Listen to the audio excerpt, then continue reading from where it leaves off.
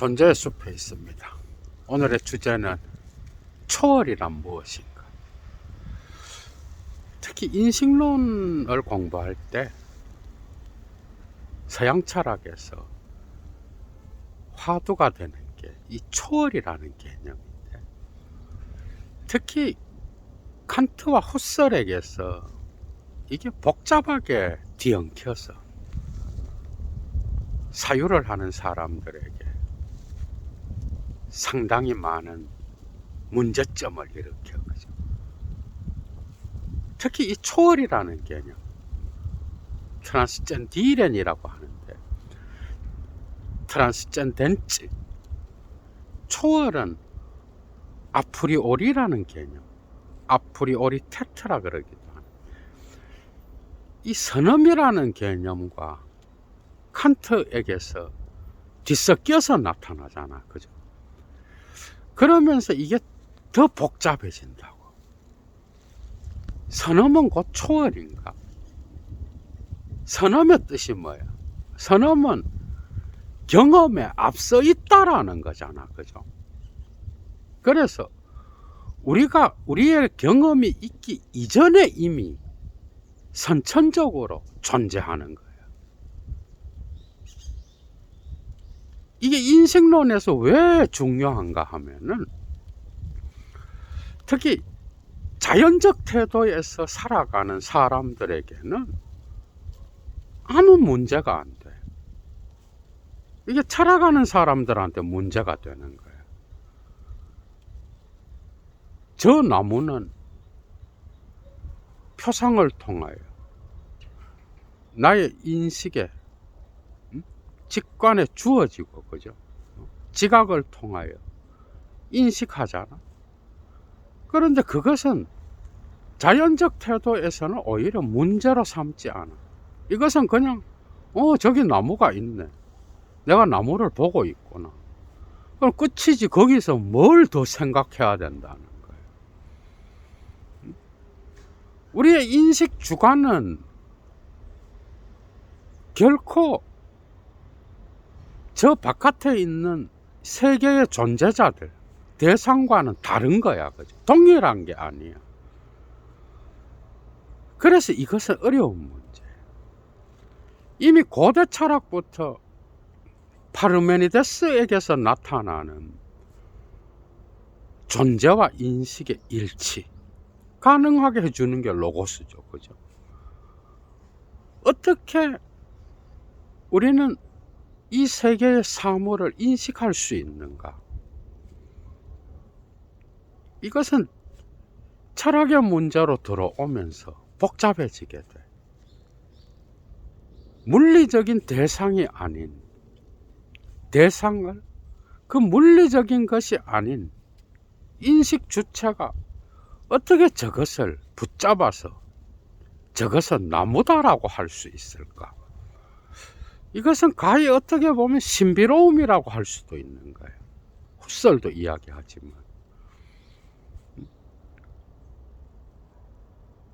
저 나무는 나의 인식의 관점에서 보면 인식의 내재로부터 초월해 있어, 그죠?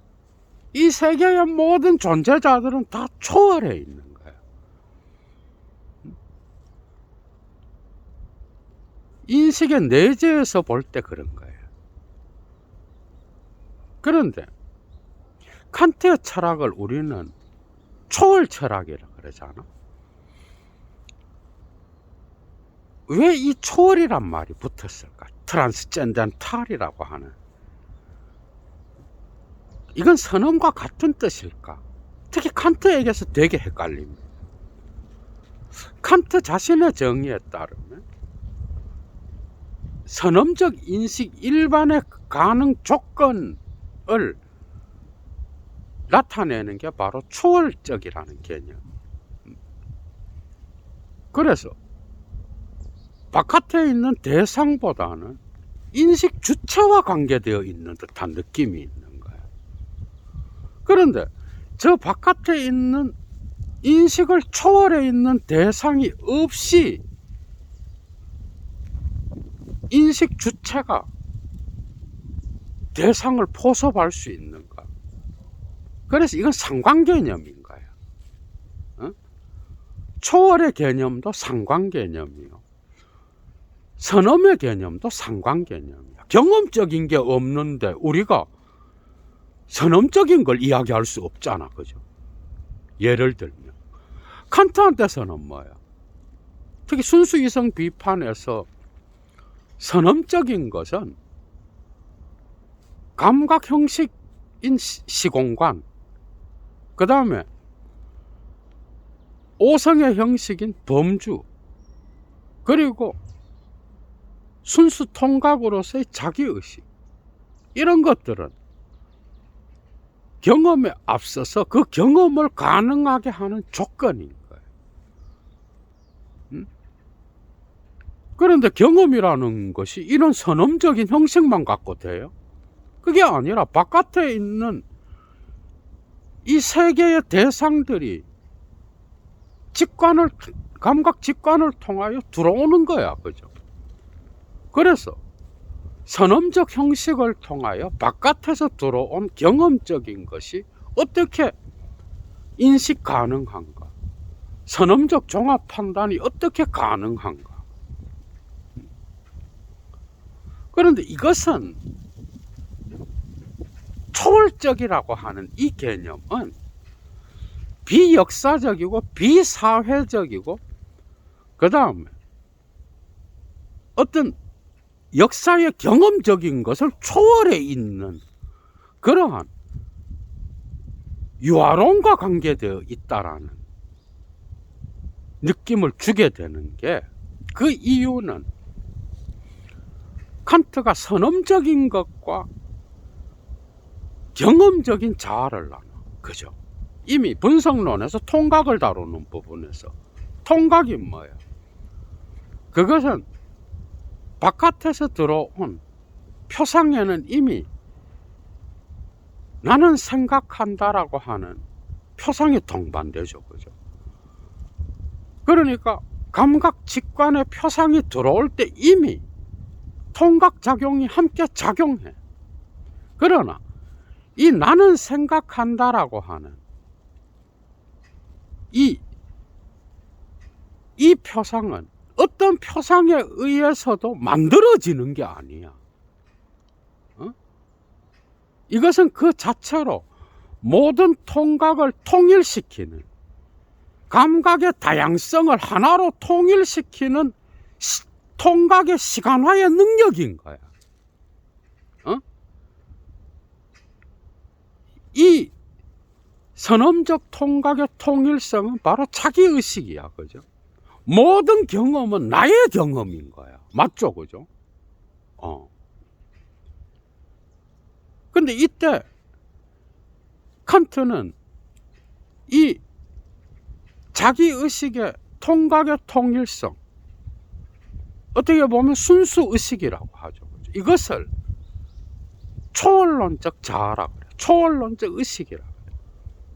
그리고 경험적 의식과 나눠. 경험적 자아. 그러니까 꽃을 바라보는, 나무를 바라보는 나는 뭐야? 경험적 자아지, 이것은. 그런데 이 나무를 바라보는 나를 또 바라보는 이 나는 뭐예요? 그것은 경험에 잡히지 않는 나인 거야. 그죠? 그래서 순수자, 초월론적 자아, 초월론적 의식, 이렇게 되는 거예요. 그래서 어떻게 보면은 선엄적인 것 중에서도 가장 선엄적인 게 바로 이 자기의식이라는 거예요. 이게 이제 독일 관념론이 나타나는 어떤 출발점이 되는데, 독특하게도 이것은 칸트한테서 통각을 통하여 형이상학적인 것, 초감성적인 것과 감성적인 것이 나누어져. 그래서 통각을 경계로 하여 그 전에 있는 게 경험적인 것, 오성의 범주에 적용될 수 있는 이 오성의 범주도 칸트가 이것을 비판했던 이유가 뭐예요? 칸트 이전의 형이상학에서는 오성의 범주, 감성적인 것에 제한시키지 않고 초감성적인 걸로 갖고 봤어요. 예를 들면 신은 제1원인이다. 원인이란 개념. 오성의 개념이죠. 영혼은 실체다. 이 실체도 오성의 개념이잖아. 그죠? 그런데 이런 것들은 이미 플라톤, 아리스토텔레스부터 시작돼. 고대 철학부터. 그래서 서구 형이상학은 이 오성의 범주를 감성적인 것에 제한하지 않고 초감성적인 것으로까지 적용시켰어. 이런 것들을 비판하면서 그 한계를 설정한 게 칸트인 거예요. 그죠? 그래서 칸트 역시도 감성적인 것에서 초감성적인 것으로 나가요. 자기 의식의 자유로운 활동성, 그것을 통하여 이제 감각적인 것에서 초감각적인 자유의 문제가 나타나잖아. 이 세계의 자연적 인과율에 붙잡히지 않는 어떤 그 인과성에 붙잡히지 않는 자유로운 그 자아의 인식 활동, 감각 내적 시간성을 시간화하면서 인식의 자유를 누리는 이 자기의식, 이 통각에서 이제 초감성적인 영혼불멸, 자유, 신, 세계 일반 이런 형이상학적인 걸로 이렇게 나간다고.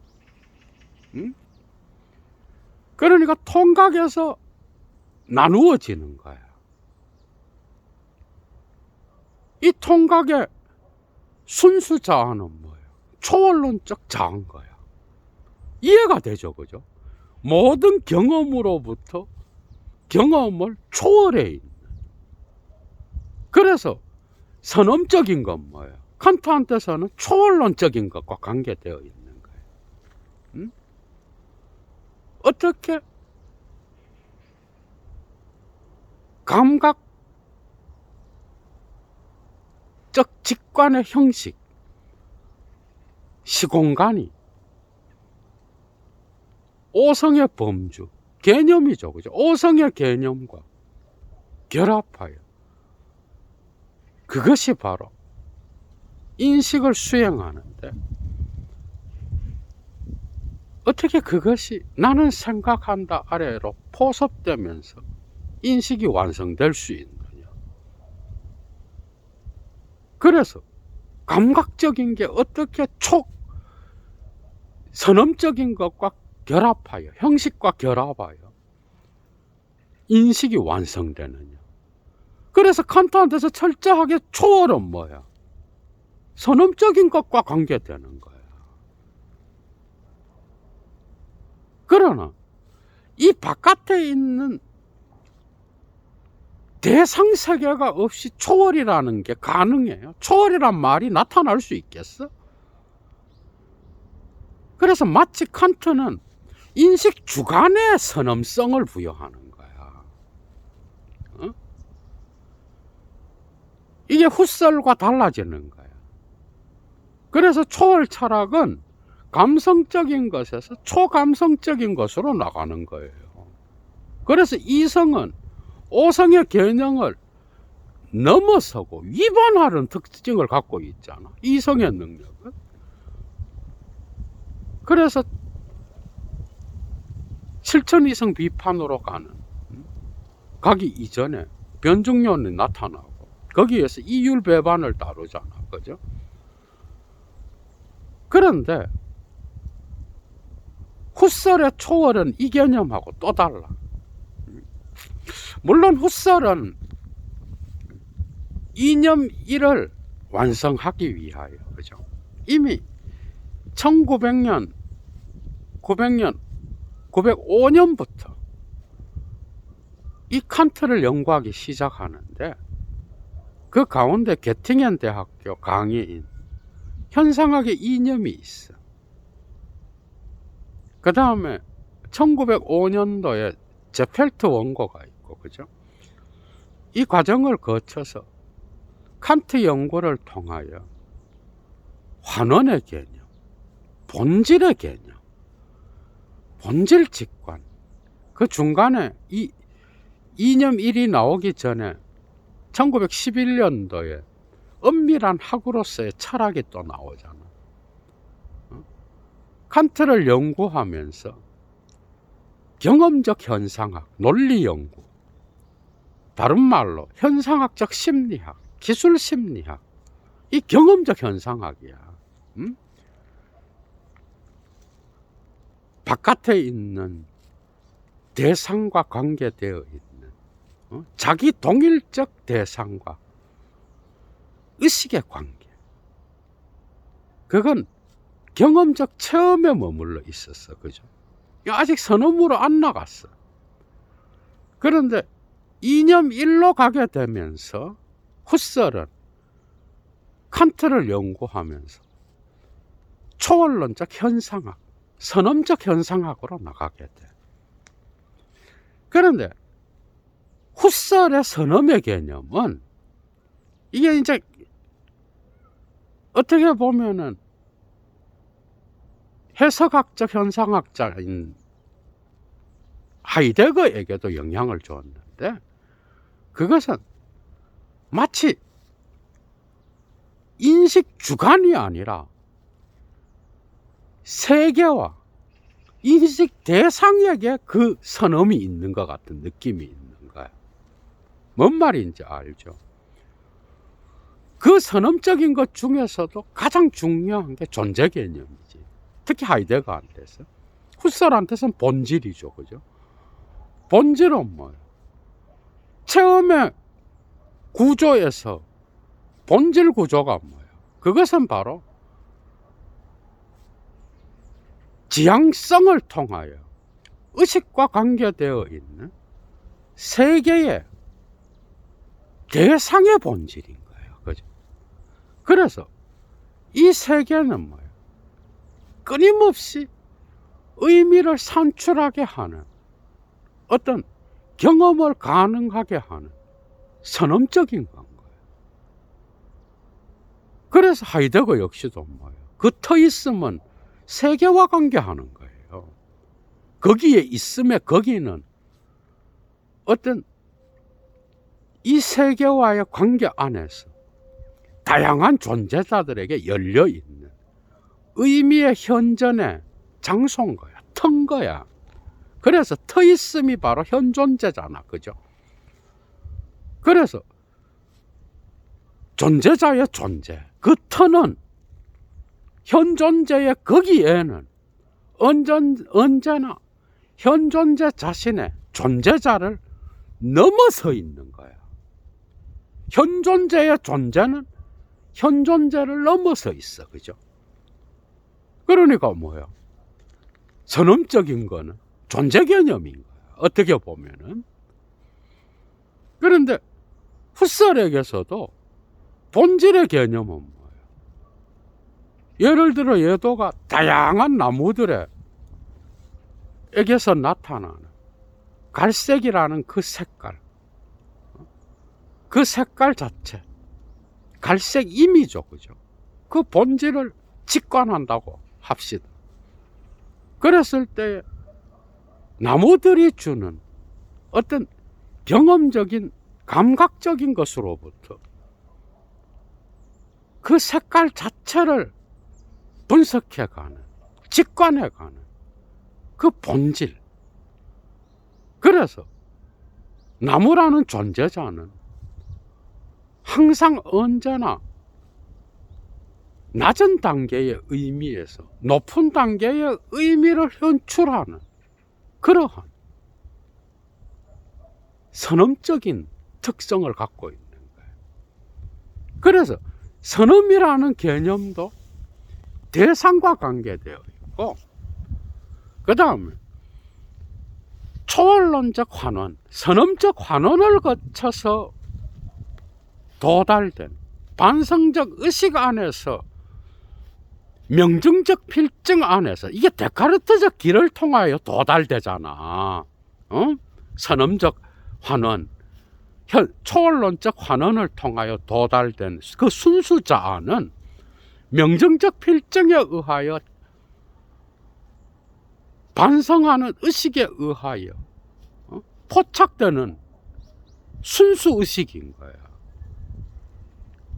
그런데 그 순수 의식이 초월론적 주관이야, 그죠?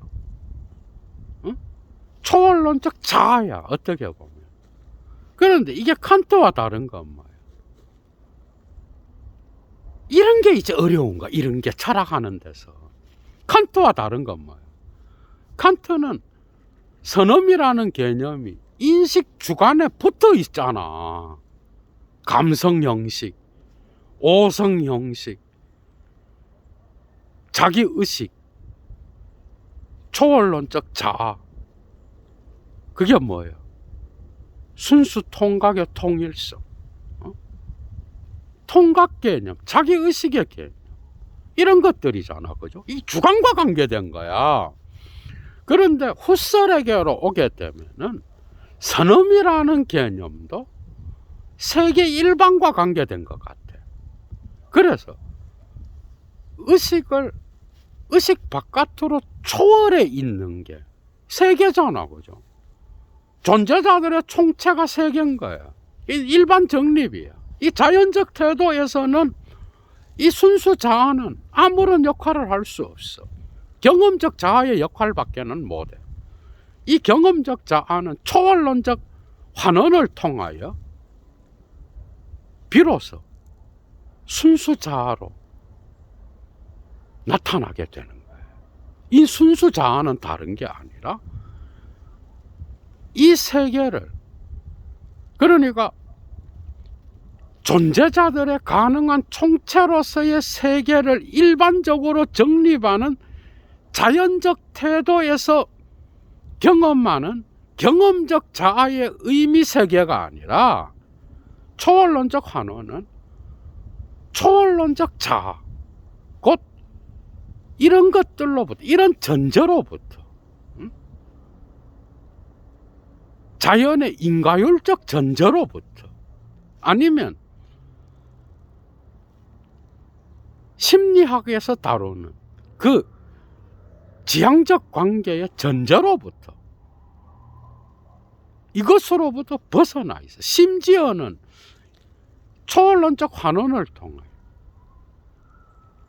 나타나는 이 순수 자아의 영역은 뭐까지도 판단 중지하는가 하면 순수 공간, 순수 시간, 수학의 세계, 형상적 세계까지도 환원의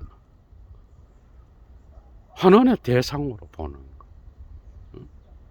자연적 태도 안에서 수립된, 어떻게 보면 데카르트를 비판하는 부분도, 데카르트는 신의 개념을, 그죠? 어떻게 보면 코기토 에르고숨을 보증해주는 4성찰, 5성찰로 이렇게 넘어가면서 3, 4, 5로 넘어가게 되면서 코기토 에르고숨은 신의 존재 증명에 사용되고 신의 완전성의 개념에 의하여 마치 그것이 확고한 자리를 획득하는 듯한 느낌을 주는 게 있는 거예요. 이 명석 판명함은 신의 존재에 의하여 더 그 보증이 확실해지는 거예요. 이런 신의 개념도 환원의 대상이에요. 이건 역시도 어떻게 보면 자연적 태도 안에서 자명하게 받아들여진 그러한 일반 정립에 의하여 성립된 개념인 거예요. 이런 것들도 다 환원의 대상인 거예요. 오로지 어떤 상황 속에서도 의심할 수 없고 모든 회의주의를 격파할 수 있는, 그래서 존재하기 위하여 어떤 것도, 이게 신의 개념과 같아. 그게 후설에게는 바로 초월론적 자아, 순수 자아가 되는 거예요. 이 순수 자아는 어떤 전제로부터 또 벗어나서 자유로운 상태에서 자유변경을 통하여 이 세계를 대상화시키면서 세계의 의미를 구성하는 그러한 자아인 거예요. 세계의 의미를 구성하는 현상학이 바로 초월론적 현상학. 그런데 이 초월은 여기에서 이 칸트하고 또 비슷하게 돼. 이게 좀 비슷한 게 있어요, 여러분. 그러니까 후설이 이념까지의 어떤 이 순수 자아 때문에 엄청난 곤혹을 치렀어. 이 자아는 피도 없고 생명도 없는 순수 이념, 순수 본질과 같은 그런 개념이 아니냐. 자기 제자였던 하이데거로부터 공격받죠. 아도르노로부터도 공격받고, 대부분의 철학자에 의하여 공격받는 게 이 개념이에요. 그런데 여기에서 초월론적 환원을 통하여 드러나게 된 이 순수 자아를 초월론적 주관, 초월론적 자아라고 하는 이유가 뭔지 알아. 그게 방점이, 그죠? 이게 참 어려운 거예요. 이런 게. 그 방점이 데카르트적 성찰이나 위기에서도 칸트는 아주 높이 평가돼. 그런데 칸트는 완전한 초월론적 현상학으로 가는 길을 제시해 준 사람일 뿐이야. 후설이 자기가 하는 이 현상학이 완성의 길로 나아가는 그런 철학이라고 말하는 거죠. 그죠? 그거는. 그런데 어찌되었건 후설에게서 이 초월론적 주관에서 초월적이라는 이 개념, 초월적 주관, 초월이라는 이 개념은 대상 세계에 가 있는 것 같은 거예요. 뭔 말인가 하면은 이 세계에 예도가 금방 나무들의 갈색 임을 본질 직관한 것처럼, 그죠? 더 낮은 단계의 의미에서 높은 단계의 의미로 초월해 가는 것. 그게 초월론적 주관인 거야. 이 세계를 구성하는 주관이라는 거야. 의미 부여하는 주관인 거야. 이건 칸트와 완전 다른 거죠. 그죠? 이 초월의 개념은, 그러니까 초월론적 환원을 통하여 나타나게 된 이 순수 자아는 존재하는 모든 존재자들의 총체로서의 세계의 일부로서의 주관이 아닌 거야. 그래서 존재하기 위하여 어떤 것도 필요로 하지 않는 그런 존재가 바로 이 순수 자아인 거야. 이 이념이 이래서 이야기해요, 이런 것들을. 그러니까 어떤 것에 의해서도 이 세계가, 자아가 이 세계에 의존해 있는 게 아니라 초월론적 환원을 통하여 도달된 초월론적 자아는, 선엄적 자아, 순수 자아는 이 세계가 바로 이 자아에 의존하는 거예요. 어떻게 보면 되게 유아론적이기도 하고 그런데, 그래서 그 이유는 뭐예요? 의미 부여를 하는 거는 세계가 아니라 주관이라는 거야. 이 순수 주관인 거야. 그런데 이 의미를 부여해 주는 게, 주관이 의미를 주지만은 그 의미를 가능하게 하는 거는 뭐예요? 세계지 뭐. 그래서 이 초월이라는 개념, 선엄이라는 개념도 의식의 대상인 세계의 존재자들에 가 있는 듯하고 세계 일반에 가 있는 듯한 느낌을 주는 거예요. 그러니까 주관에 붙어 있는 그 자체가 초월이다. 이건 아니라는 거예요.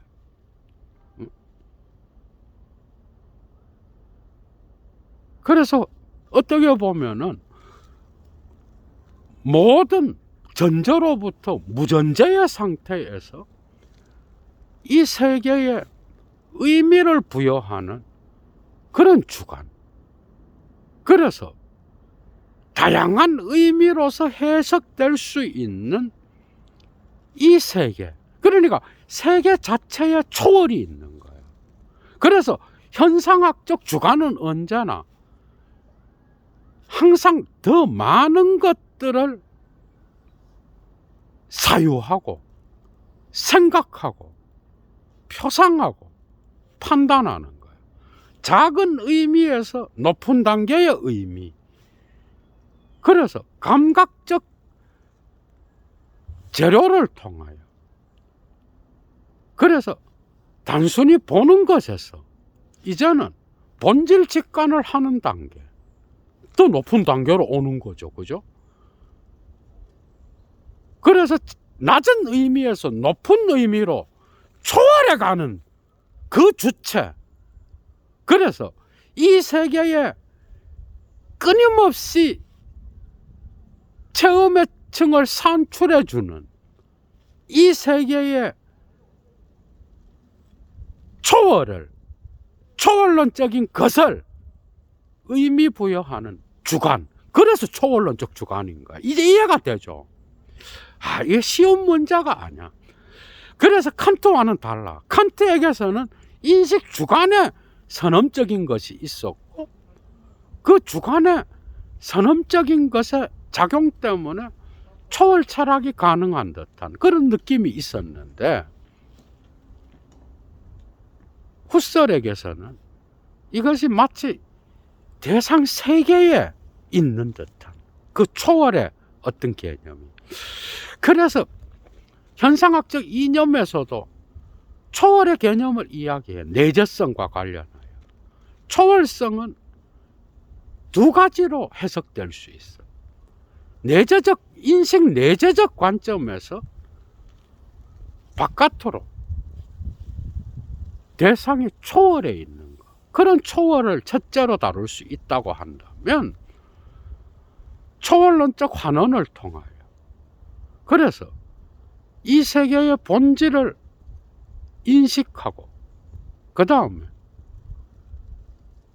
어떤 경험적인 영역으로부터도 자유로운 그러한 순수 자아, 초월론적 자아, 그죠? 그 자아의 관점에서 볼 때 그 이전에 자연적 태도 안에서 수행했던 그 경험적 자아는 뭐예요? 초월해 있는 거예요. 그러니까 선험적 자아와 경험적 자아의 초월론적 환원을 거치기 이전의 자아, 그리고 의식의 체험의 층 내부 안에서도 초월과 내재가 나눠지는 거예요. 그러니까 초월론적 주관의 영역은 뭐야? 가장 내재적인 건 거예요. 그러니까 1차적 초월은 뭐야? 인식 바깥에 있는, 의식 바깥에 있는 대상 세계의 모든 것들이 인식 내재적 관점에서 초월이라고 말할 수 있는 거고, 2차적 초월은 현상학적 환원을 통하여, 초월적 환원을 통하여 도달된 그 순수 자아의 관점에서 볼 때 그 이전에 행해졌던 환원 이전에 경험적 자아, 경험적 자아의 영역, 그 체험의 영역 역시도 초월인 거예요. 의식 내부에서 초월과 내재가 나눠져. 그러니까 인식 첫째는 뭐야? 인식 내부에서 외부로의 어떤 초월을 이야기한다면 초월론적 환원의 어떤 상황을 거치면서는 내재 안에서 인식 내부 안에서 그죠? 내재와 초월이 또 나눠지는 거야.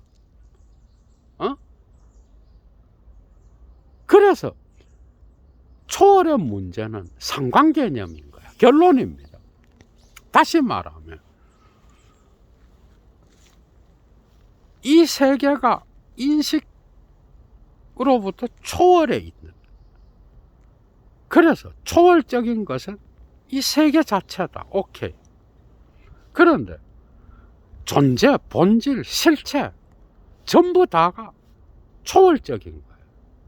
그러면 대상세계와 관계된 거잖아. 그죠? 의미를 산출하는 것도 세계 자체인 것 같아. 그런데 이게 인식 주관이 없으면 의미가 또 산출이 안 돼. 상관 개념이야. 그래서 후설은 데카르트적 성찰, 그 다음에 위기, 이념, 곳곳에서 이 초월이 인식 주관에 붙어 있는 것뿐만 아니라 인식 주관이 의미를 부여하잖아. 어쨌든 그게 아니라 인식 바깥에 있는 대상 세계에 초월이 있다라고 이야기하는 거예요. 이 어려운 문제야. 그죠? 응? 여러분들도 고민 엄청 할 거야. 책 읽다가 이게 뭔지. 그러니까 칸트든 후설이든 초월은 신적인 것처럼 이 역사로부터 저 위로 초월해 있다. 이건 확실히 아니에요. 그 개념은 아니야. 이해가 돼요. 뭔 말인지. 응? 그게 아니라 인식 주관과 바깥에 있는 대상 세계와의 관계에서 초월을 이야기하는 건데, 어찌되었건 이 둘은 코렐라츠 베그리프, 상관 개념인 거야. 후설이 이야기하는 것처럼 곳곳에서. 그래서 초월은 인식론에서는 정말 다루지 않을 수 없는 문제가 된 거예요. 이게 선엄과 관계되면서 더 복잡한 양상을 띠게 되는 거예요. 오늘 여러분 많은 것들을 또 정리했을 거예요. 그래서 어떻게 보면은 이 인식을 가능하게 하는 조건으로서 파르메니데스는 로고스를 이야기하고, 그 다음에 플라톤은 뭐야? 선의 이데아, 중세의 신학, 스콜라 철학은 뭐야? 신의 개념이지 뭐. 신의 창조 이념 때문에 인식이 가능한 거야. 이런 것들이 어떻게 보면은 데카르트한테까지, 데카르트도 이 스콜라 철학을 비판하면서 근세 철학을 연 사람이지만은 완전히 못 벗어난 거죠. 그죠? 어떻게 보면은. 칸트한테 와서 칸트는 이것을 확실히 한계를 정하면서, 그래서 초월 철학은 비판 철학이 된 거예요. 이해가 되죠? 계속해서 이 칸트와 이 후설의 관계를 계속해서 강의를 하겠습니다. 여러분들한테. 그런데 후설은 뭐예요? 이러한 초월론적 현상학, 이년부터 이제 말기까지 계속 수정해 나가면서 이 선엄적 현상학을 주제로 삼잖아. 그죠? 그걸 이야기하면서 이 초월의 문제, 표상의 문제를 이미 논리 연구부터 해결해 버리잖아. 근데 해결이 덜 됐다고 보는 게 또 철학에서 또 많은 비판가들이 이야기하는 거지만은, 지향성 개념 자체가 이 표상을 해결했다는 거야. 이 대상과의 관계, 상과 관계하는가, 나무에 대한 상과 내가 관계하는 게 아니라 나무 자체와 관계하는 거야. 어찌되었건. 그래서 초월론적 주관이라는 이 개념에서 초월이라는 개념, 그죠? 낮은 의미에서 더 높은 단계의 의미로 계속해서 초월해가는 그런 주관이다. 그래서 이 세계 대상에 대하여 의미를 부여하면서 이 세계를 구성하는 주체다. 그런 관점에서 초월론적 주체라고 이야기했다라. 건강한 하루 보내십시오, 여러분. 즐거운 시간이었죠. 주스!